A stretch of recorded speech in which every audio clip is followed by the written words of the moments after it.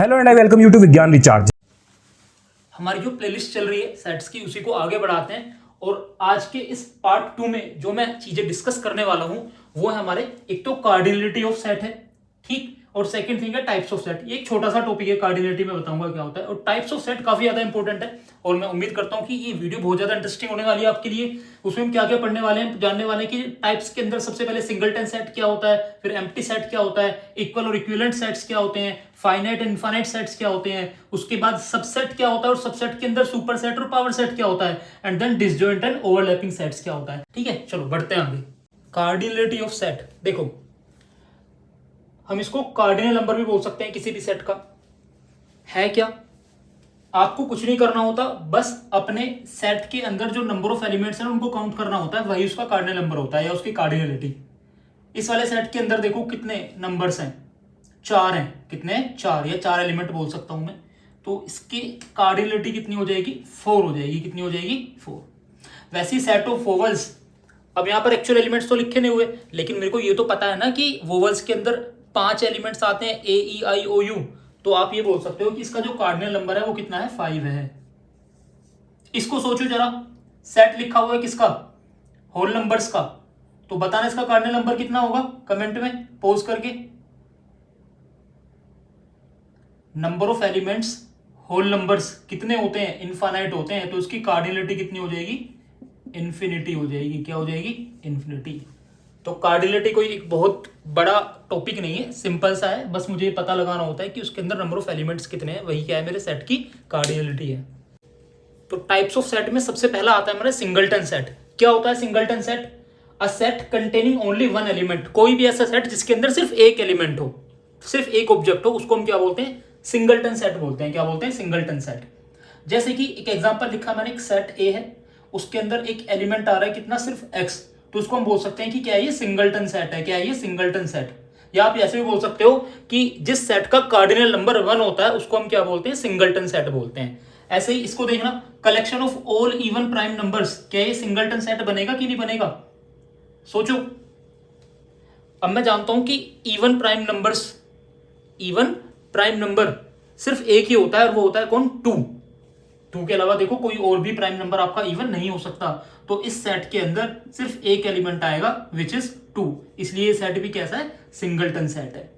Next type आता है हमारा एम्प्टी सेट। अच्छा, पहली बात तो एम्प्टी सेट के और 2 नाम है मेरे।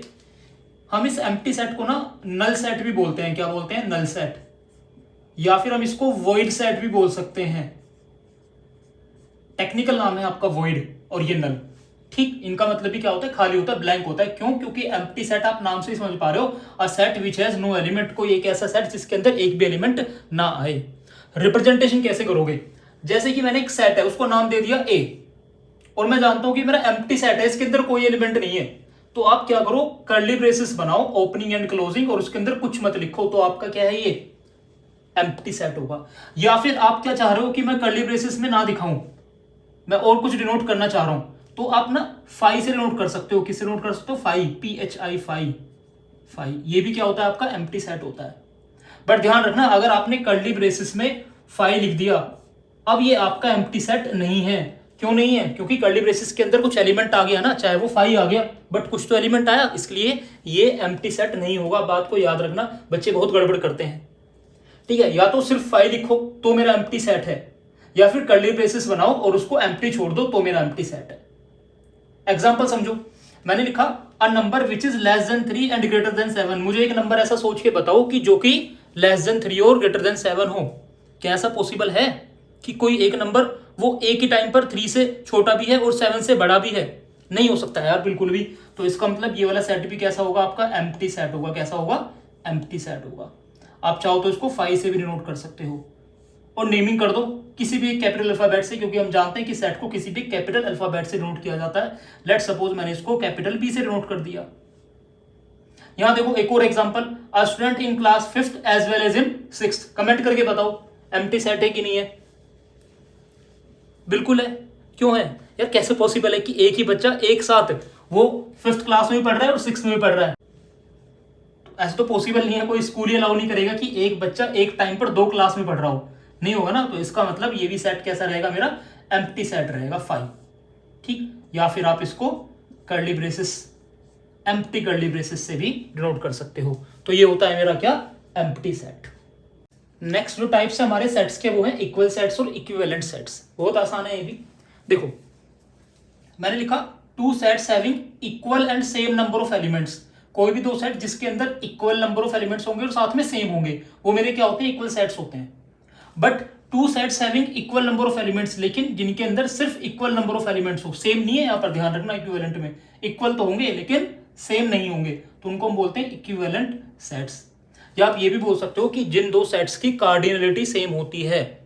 कार्डिनलिटी का मतलब उसके अंदर नंबर ऑफ एलिमेंट्स, तो वो दो सेट्स मेरे क्या हो जाते हैं, इक्विवेलेंट सेट हो जाते हैं।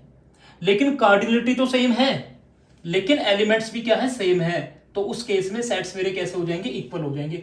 एग्जांपल समझो, एक यहां पर एक सेट है ए, उसके अंदर 3 एलिमेंट लिखे हुए हैं, एक 2 है, एक x है और एक 3 है। एक सेट बी है, उसके अंदर 3 एलिमेंट लिखे हुए हैं, 3 है, 2 है, x है। Same same number of elements है, ठीक, same same number of elements है। देख लो ऑर्डर तो अलग अलग है, तो इसका मतलब दोनों सेट मेरे कैसे हो गए, इक्वल हो गए। और हम इक्वल टू का साइन यूज करके बता सकते हैं कि a is equal to B. ठीक, अब यहां समझो, एक p सेट है a b c d और एक q सेट है a d e f। तो दोनों के अंदर ना नंबर ऑफ एलिमेंट्स सेम है, यानी कि इनकी कार्डिनलिटी सेम है लेकिन एलिमेंट्स सेम नहीं है। अब आप कहोगे यार ए यहां पर भी तो है, यहां पर भी तो है, उससे मतलब नहीं है। सेम का मतलब सारे सेम होने चाहिए तभी तो इक्वल होंगे, लेकिन ये इक्विवेलेंट है क्योंकि इनकी कार्डिनलिटी सेम है। इसके अंदर भी 4 एलिमेंट है, इसके अंदर भी 4 एलिमेंट है। ठीक, तो p सिमिलर है, क्योंकि इक्विवेलेंट बोल दो चाहे क्या बोल दो, सिमिलर बोल दो। जैसे हम दो ट्रायंगल्स में सिमिलरिटी का साइन यूज करते हैं, वही हम यहां पर यूज कर रहे हैं। ठीक, तो ये हो गए इक्विवेलेंट सेट्स। अब एक क्वेश्चन आता है माइंड में, अगर कोई आपसे पूछता है कि क्या सारे के सारे इक्वल सेट्स इक्विवेलेंट होते हैं, तो समझने की कोशिश करो, क्या सारे इक्वल सेट्स इक्विवेलेंट होंगे? बिल्कुल होंगे। ये चीज मैंने डेफिनेशन में ही बता दी है। यहां पर देखो डेफिनेशन में क्या लिखा हुआ है, इक्वल एंड सेम। और इक्विवेलेंट में क्या लिखा है, सिर्फ इक्वल, यानी कि इक्वल यहां भी है और यहां भी है। तो मैं बोल सकता हूं all equal sets are also equivalent. सारे इक्वल सेट्स मेरे इक्विवेलेंट होते हैं, बट सारे इक्विवेलेंट सेट मेरे इक्वल सेट नहीं होंगे। क्लियर? तो अब मैं आपको ना कुछ क्वेश्चंस देने वाला हूं और आप ना कमेंट करके बताना मेरे को कि कौन से सेट्स मेरे इक्वल है और कौन से इक्विवेलेंट है। क्लियर? तो आपके लिए कुछ क्वेश्चंस लिखे हुए हैं मैंने। ठीक, 4 सेट्स हैं, A B C D. A B और डी रोस्टर फॉर्म में है और सी आपका सेट बिल्डर फॉर्म में है। चारों सेट्स को अच्छे से देखना, ठीक, और इनमें पता लगाना कि कौन कौन से पेयर मेरे इक्वल सेट्स के बनेंगे और कौन कौन से पेयर मेरे इक्विवेलेंट सेट्स के बनेंगे। ठीक है, और देख कर करने के बाद कमेंट जरूर करना, और जो भी कमेंट करेगा मैं उसका रिप्लाई जरूर दूंगा। ठीक, चलो। सो टाइप्स ऑफ सेट में आगे बढ़ते हैं। नेक्स्ट है मेरे फाइनाइट और इनफाइनाइट सेट्स। ठीक, नाम से भी पता चल रहा है आपको, फाइनाइट यानी कि लिमिटेड नंबर ऑफ एलिमेंट्स, या फिर काउंटेबल, लिमिटेड भी बोल सकते हो या फिर काउंटेबल बोल सकते हो। इनफाइनाइट यानी कि वो सेट जिसके अंदर इनफाइनाइट नंबर ऑफ एलिमेंट्स हो या फिर अनकाउंटेबल हो, जिनको आप काउंट नहीं कर सकते हो। ठीक, जैसे कि कुछ एग्जांपल्स आपके सामने लिखे हुए हैं और मुझे पहचानना है कि इनमें से कौन कौन सा सेट मेरा फाइनाइट है और कौन सा इनफाइनाइट है। फर्स्ट है a set of subjects of your class. आप जिस भी क्लास में पढ़ रहे हो उसके अंदर जितने भी आपके सब्जेक्ट्स हैं उनका सेट। वो सब्जेक्ट्स लिमिटेड होंगे ना, वही किसी के पास 5 सब्जेक्ट्स होंगे, किसी के पास 6 होंगे, बट वो एक लिमिटेड है, काउंट कर सकते हो कि हाँ भाई इतने सब्जेक्ट्स है मेरे पास।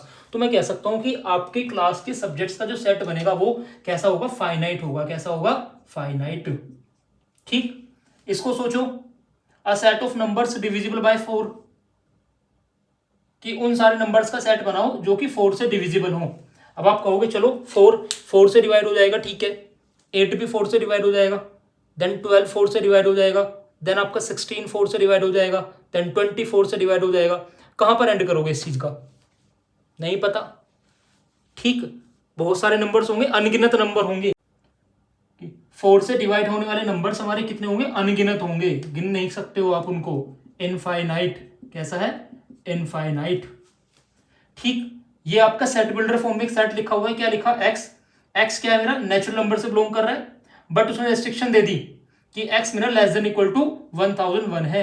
अगर उसने ये ना लिखा होता और ये बोलता कि x मेरा नेचुरल नंबर है, तो नेचुरल नंबर तो फिर मेरे इनफाइनाइट हो जाते। बट अभी उसने कंडीशन दे दी है कि x जो होगा वो लेस देन इक्वल टू 1001 होगा, तो आप नेचुरल नंबर तो लोगे, लेकिन कहां तक लोगे, सिर्फ 1001 तक। यानी कि अब इसको उसने लिमिटेड कर दिया है, फाइनाइट कर दिया, तो इसका मतलब मेरा सेट कैसा हो गया, फाइनाइट हो गया है। आ रही है ना बात समझ में? चलो collection of stars in the sky, collection of stars in the sky. पढ़ा होगा आपने, सुना होगा किसी से कि आसमान में तारे कितने हैं, अनगिनत हैं, मतलब आप उनको काउंट नहीं कर सकते, अनकाउंटेबल है। तो कैसा सेट हो गया यार, इनफाइनाइट हो गया। कैसा हो गया, इनफाइनाइट। इसका जवाब आप कमेंट में दोगे। टोटल पॉपुलेशन ऑफ जर्मनी, कि जर्मनी की जो टोटल पॉपुलेशन है वो फाइनाइट है कि इनफाइनाइट है, ये आप कमेंट में लिखकर मेरे को बताओगे, और जिसका सही होगा उसके लिए थम्स अप। चलो बढ़ते हैं अपने नेक्स्ट टाइप की तरफ, जो कि है सबसेट। पहले तो मैं इसको स्टार मार्क कर देता हूं, काफी ज्यादा इंपॉर्टेंट है, ठीक, समझने की कोशिश करना, आसान भी है।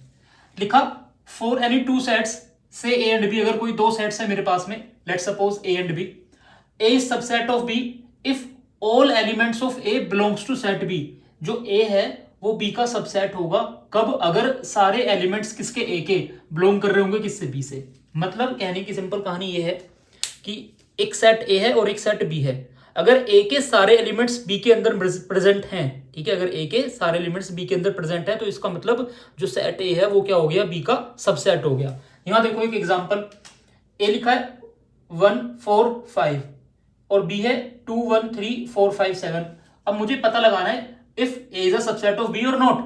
तो चेक करो क्या ए के एलिमेंट्स बी के अंदर हैं, तो बिल्कुल है भाई, 1 4 5, 1 ये रहा, 4 ये रहा और 5 ये रहा। तो मैं बोल सकता हूं कि A is a subset of B. लिखेंगे कैसे, ए सबसेट ऑफ बी, ये होता है सबसेट का साइन, जैसे कि आपने यू को क्या कर दिया हो, राइट साइड इंक्लाइन कर दिया हो, ठीक। तो ये क्या हो गया, A is a subset of B. अच्छा, ए अगर सबसेट है किसका, बी का, तो बी क्या होगा, बी होगा सुपरसेट।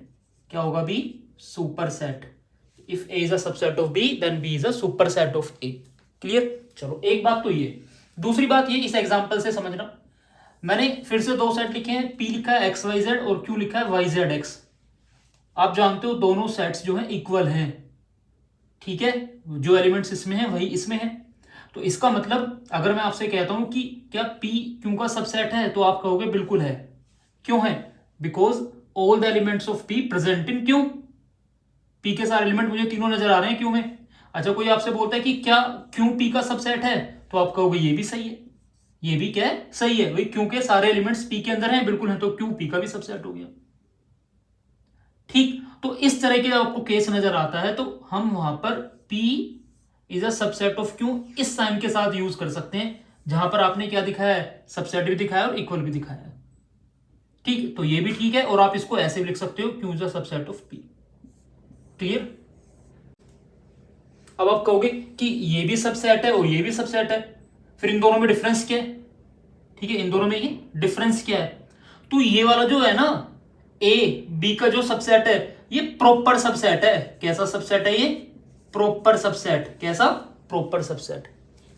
तो इस केस में आप प्रॉपर वर्ड यूज नहीं कर सकते हो। क्यों नहीं कर सकते हो, क्योंकि पी क्यू का सबसेट तो है, लेकिन साथ में पी क्यू के इक्वल भी है, दो दो प्रॉपर्टी वो होल्ड कर रहा है। लेकिन यहां पर देखो ए बी का सबसेट है, लेकिन ए बी के इक्वल नहीं है, ठीक है ना। तो यहां पर ए जो होगा वो प्रॉपर सबसेट होगा किसका, बी का। क्लियर। अब मैंने यहां पर एक बात लिखी हुई है 5, ठीक है, एम्प्टी सेट जो होता है आपका is a subset of every set, कि जो एम्प्टी सेट है ना वो हर एक सेट का क्या होता है, सबसेट होता है, चाहे वो कोई भी हो। जैसे कि मैंने एक सेट लिखा यहां पर ए जो कि मेरा एम्प्टी सेट है, और एक सेट लिखा मैंने बी जो कि है एक्स कोमा वाई। अब आपसे अगर कोई बोले कि बताओ क्या ए बी का सबसेट है, तो आप बोलोगे यस है। क्यों, क्योंकि ए के एलिमेंट्स मुझे चेक करने हैं बी में, अब ए में कुछ है ही नहीं, जब ए में कुछ है ही नहीं है तो चेक ही नहीं करना कुछ भी, इसलिए ए क्या हो गया, बी का सबसेट हो गया। इसको बोलते हैं वैक्यूअसली ट्रू, ठीक है, क्या बोलते हैं इसको, वैक्यूअसली ट्रू, VACOUSLY, वैक्यूअसली ट्रू। कि जब मुझे पास में कोई कंडीशन है कि अगर ये कंडीशन फुलफिल है, ठीक, कि अगर ए के सारे एलिमेंट्स बी के अंदर हैं, अगर ये कंडीशन फुलफिल है तो फिर ए मेरा बी का सबसेट हो जाएगा। लेकिन ये कंडीशन चेक करने के लिए ही नहीं कुछ भी, भाई ए के अंदर कोई एलिमेंट ही नहीं है, तो मुझे चेक ही नहीं करना कुछ भी, तो फिर इसको हम वैक्यूअसली ट्रू मानेंगे कि हाँ भाई अब भी ए क्या होगा, बी का सबसेट होगा। ये इसका प्रॉपर रीजन होता है कि वाई फाई या empty set is a subset of every set. कोई अगर आपसे पूछता है कि क्यों होता है ऐसा, तो अब आप उसको बता सकते हो इजीली, ठीक। चलो अब कुछ क्वेश्चंस करते हैं कि किसी भी एक सेट के कितने भी पॉसिबल सबसेट अगर हमें निकालने होंगे तो वो कैसे निकालेंगे। क्लियर। सो क्वेश्चन है आपका, find all possible subsets of A equals to X Y Z. ठीक है, ये मेरा सेट है और इसके मुझे क्या निकालने हैं, सारे के सारे पॉसिबल सबसेट्स निकाल रहे हैं कि आप कितने सबसेट इसके बना सकते हो। अब समझना कि मैं बना कैसे रहा हूं। आपको कुछ नहीं करना, सबसे पहले शुरुआत करनी है फाइव से, क्योंकि मैं जानता हूं फाइव जो होता है वो हर एक सेट का क्या होता है, सबसेट होता है। ठीक, अब आप क्या करो, एक एक सेट बनाओ इसके इंडिविजुअल एलिमेंट से। पहले एक्स उठाया तो एक्स का एक सेट बना दिया मैंने, क्योंकि ये भी क्या इसका सबसेट है, देखो इसके अंदर एक्स है और एक्स यहां पर भी है, तो मतलब ये क्या हो गया, इसका सबसेट हो गया। फिर आप वाई से एक सेट बना सकते हो, फिर आप क्या कर सकते हो, जेड से एक सेट बना सकते हो, इंडिविजुअल एलिमेंट से सेट बना दिया। चलो एक के बाद दो एलिमेंट्स की पेयरिंग कर लो, तो दो की करोगे तो आप एक सेट बना सकते हो एक्स कोमा वाई। ठीक, और एक सेट बना सकते हो आप एक्स कोमा जेड, एक सेट बना सकते हो आप कितना, वाई कोमा जेड। अच्छा, आप ऐसे मत करने लगा कि जेड कोमा वाई बना दो, जेड कोमा एक्स बना दो, वाई कोमा एक्स बना दो, वो तो सेम ही है, क्योंकि एलिमेंट्स का ऑर्डर आगे पीछे हो जाता है तो उससे कोई फर्क नहीं पड़ता। तो दो एलिमेंट्स की हेल्प से मैं इतने ही पॉसिबल सेट बना पा रहा था। अब दो के बाद कितने आगे, तीन आगे, तो तीन से तो एक ही सेट बनेगा ये खुद, क्योंकि हर एक सेट जो होता है वो खुद का भी तो सबसेट होता है। क्लियर। तो ये हो गए सारे के सारे मेरे पॉसिबल सबसेट्स इस सेट के। अच्छा एक बात और, अगर मैं इन सारे के सारे सबसेट्स को एक सेट के अंदर लिख देता हूं, यानी कि मैंने क्या बना दिया, अ सेट ऑफ सबसेट्स। ठीक है, सारे के सारे सबसेट्स का क्या बना दिया मैंने, एक और सेट बना दिया, यानी कि ये सब क्या थे, इसके सबसेट थे, और इन सबसेट्स को एज अ एलिमेंट ट्रीट करके मैंने एक बड़े के कर्ली ब्रेसेस के अंदर लिख दिया, तो ये क्या बन गया, इस सेट के सबसेट्स का सेट बन गया। इसको बोलते हैं पावर सेट और डिनोट करते हैं पी से, और ब्रैकेट में लिख दिया वो सेट जिसका आपने पावर सेट बनाया है, ये क्या बोलते हैं इसको, पावर सेट। Power set. तो अगर आपसे कोई पूछता है कि पावर सेट क्या होता है, तो power set is a set of all possible subsets of that particular set. ठीक है, तो किसी भी एक पर्टिकुलर सेट का जिसके भी आपने सबसेट्स निकाले हैं, उन सारे सबसेट्स का एक जो सेट बनेगा वो पूरा सेट आपका क्या कहलाता है, पावर सेट कहलाता है।